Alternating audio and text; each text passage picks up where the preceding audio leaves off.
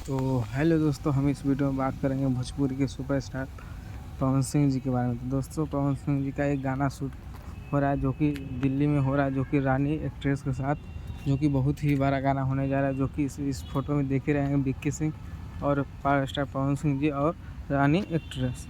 तो दोस्तों, यह गाना दिल्ली में शूट हो रही है और यह गाना के पहले एक मीटिंग हुई थी, जो कि उसमें प्रियांशु सिंह जी, दीपक सिंह और अमित सिंह जी और खुद पवन सिंह, फाइव स्टार पवन सिंह जी की मीटिंग हो रही थी। दोस्तों, ये गाना बहुत ही बड़ा होने जा रहा है। तो दोस्तों, आप लोग देख ही रहे होंगे इस पिक्चर में प्रियांशु सिंह जी, दीपक सिंह, विक्की सिंह और अमित सिंह जी को। दोस्तों, ये गाना दिल्ली में शूटिंग हुई थी और यह गाना विजय चौहान के स्टूडियो में रिकॉर्डिंग हुआ था।